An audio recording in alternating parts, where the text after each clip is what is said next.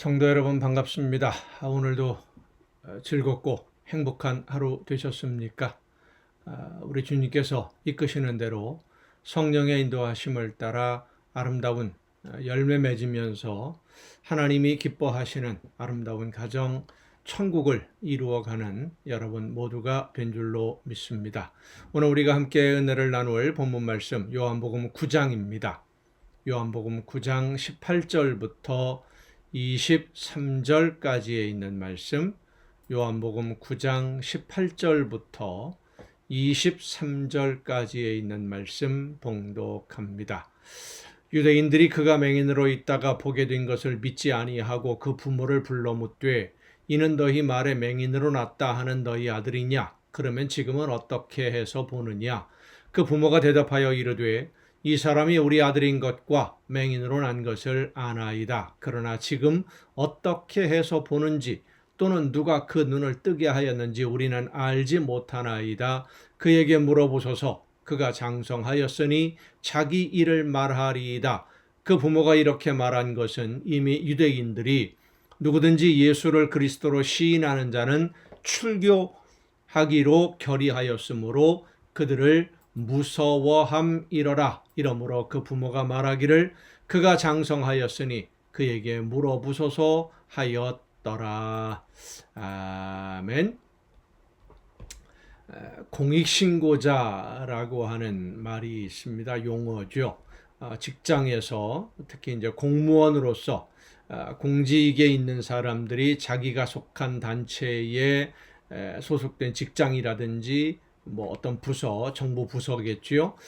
그런 부정한 행위를 사정기관에 신고를 하면 자신은 불이익을 당하지 않겠습니까?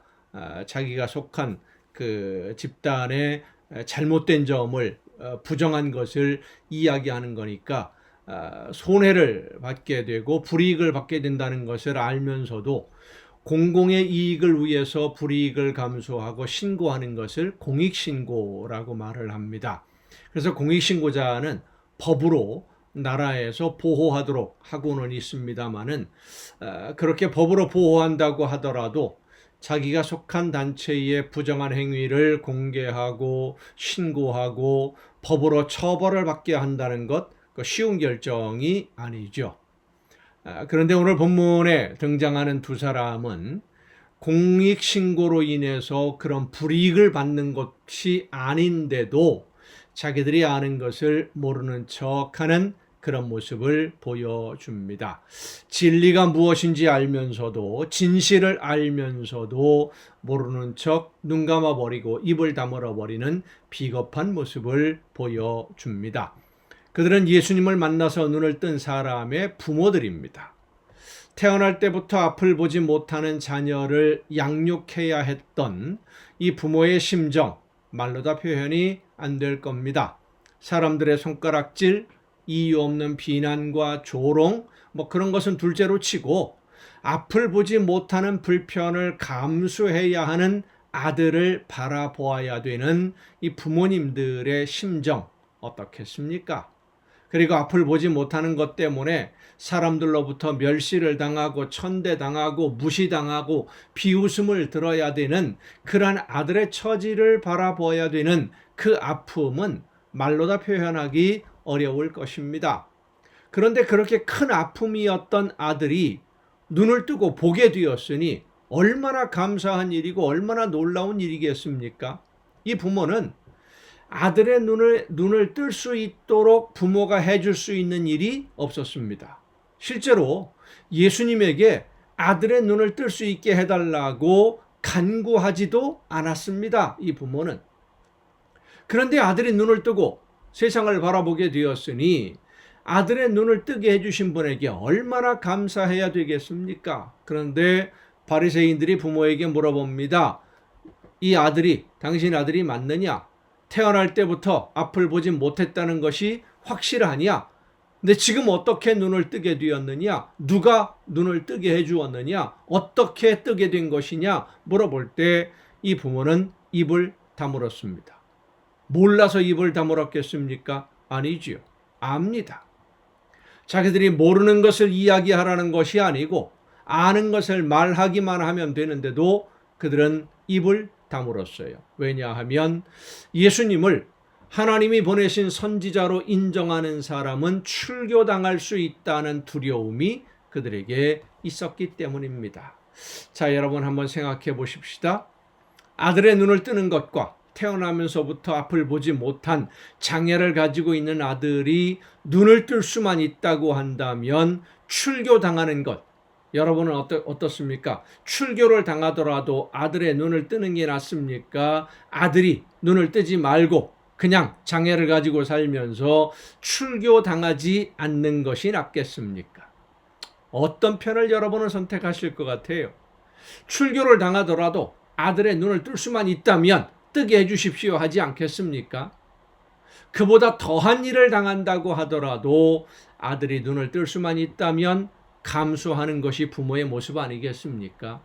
그런데 이 부모는 입을 다물었어요. 아들이 태어날 때부터 앞을 보지 못했던 것이 사실이고 지금은 눈을 뜨고 보게 되었다는 것도 분명히 알고 있지만 어떻게 눈을 뜨게 되었는지, 누가 눈을 뜨게 해주었는지 아들이 다 장성했으니 아들에게 직접 물어보라 라고 말하는 겁니다. 그 이유를 오늘 본문에서는 이렇게 설명합니다. 그 부모가 이렇게 말한 것은 이미 유대인들이 누구든지 예수를 그리스도로 시인하는 자는 출교하기로 결의하였으므로 그들을 무서워함이러라. 무서워서. 만약 아들이 눈을 뜨기 전이라고 한다면, 뜨기 전에 예수님과 만나서 이런 대화를 나눈다거나 혹은 바리새인들과 대화를 나눈다고 한다면 이 부모가 어떻게 했을 것 같습니까? 우리가 상상해 보는 것이죠. 출교를 당하는 것보다 앞을 보지 못하는 상태로 그냥 불편하지만 그냥 살아야 된다라고 아들에게 이야기하고 눈을 뜨지 말아라 라고 얘기했을까요? 화장실 갈 때와 올 때 마음이 다르다라고 하는 말이 있습니다. 간절히 원하는 것이 있을 때는 어떤 일이든 무엇이든 다 할 수 있을 것 같은 다급한 심정이고 또 그런 간절함이 있는데 문제가 해결하고 나면 마음이 달라지는 거지요. 이런 이야기가 있습니다. 배를 타고 낚시를 하는 중에 큰 풍랑을 만납니다. 배가 풍랑에 흔들려서 이 풍랑을 헤치고 살아나가기가 어려울 것 같으니까 낚시를 하던 승객 한 사람이 선장에게 이야기를 합니다. 이 풍랑에서 무사히 살아나갈 수 있도록만 해준다면 내가 그 보상으로 1억을 당신에게 주겠소. 최선을 다해서 이 풍랑을 한번 헤쳐나가 봅시다. 그런데 풍랑은 점점 더 심해지고 위험해지니까 액수가 막 올라갑니다. 2억을 주겠다. 5억을 주겠다. 그러다가 부자였었나 보지요. 정말로 급하게 되고 배가 이제 침몰하게 될 그런 위험에 처하게 되니까 내 재산 절반을 주겠다. 그래도 풍랑을 헤쳐나갈 방법이 거의 없이 절망적인 상황에 빠집니다. 마지막에는 살려만 주면 내 재산 전부를 다 주겠다. 그런데 그 말을 하자마자 풍랑이 조용해지고 저 멀리 항구의 불빛이 보이기 시작합니다. 자, 여러분, 이 사람이 그 풍랑을 헤치고 살아나오면 정말로 그 선장에게 전 재산을 다 줄까요? 이 부자 낚시꾼의 마음에 어떤 생각이 들겠습니까? 오늘 우리의 신앙생활도 이와 비슷할 때가 참 많습니다. 급하게 하나님께 매달려서 간구하고 기도하다가 문제가 해결이 되고 나면 생각이 달라지고 마음이 달라집니다. 계산기를 두들기기 시작을 하고 사람들의 눈치를 보게 되면서 나도 모르는 사이에 뒤로 슬쩍 물러서게 되고 하나님과의 약속, 하나님께 서원했던 모든 것들 나도 모르는 사이에 입 꾹 다물고 모르는 척 해버릴 때가 많습니다. 성도 여러분, 우리는 신앙생활을 이 오늘 본문에 나오는 이 부모들처럼 이렇게 비겁하게 하면 안 됩니다. 눈을 뜬 아들이 예수님은 선지자입니다 하고 바리새인들 앞에서 담대하게 외쳤던 것처럼 내가 만난 예수님을 전하고 하나님께 약속한 모든 것 지켜나가는 성도가 되어야지 약속한 대로 서원한 대로 지켜나가야지 상황이 바뀌었다고 해서 문제가 해결되어졌고 이젠 다 끝났다고 해서 모르는 척, 아닌 척, 뒤로 미루기만 하고 그렇게 해서는 안 된다고 하는 것입니다. 하나님 앞에서 칭찬을 들을 수 있을 정도로 하나님의 자랑스럽게 여길 수 있도록 담대하게 하나님을 전하고 예수님을 전하는, 그리고 믿고 따르며 서원한 대로 약속한 대로 순종하는 여러분 모두가 될 수 있기를 간절히 바랍니다. 기도하시겠습니다. 오늘도 크신 사랑과 은혜로 연약한 저희들을 이끌어 주시는 아버지 하나님, 하나님의 말씀 앞에 바로 서서 두려움 없이 세상의 불이익을 받는다고 하더라도 하나님의 나라만 바라보며 약속한 대로 서원한 대로 믿음을 지켜나가는 우리 모두가 되게 하여 주시옵소서. 이 모든 말씀을 예수님의 이름으로 기도하옵나이다. 아멘. 여러분 오늘도 수고 많으셨습니다. 내일 또 정한 이 시간, 이 가정 예배를 통해서 여러분 모두 함께 다 같이 다시 만날 수 있기를 바랍니다. 내일 뵙겠습니다.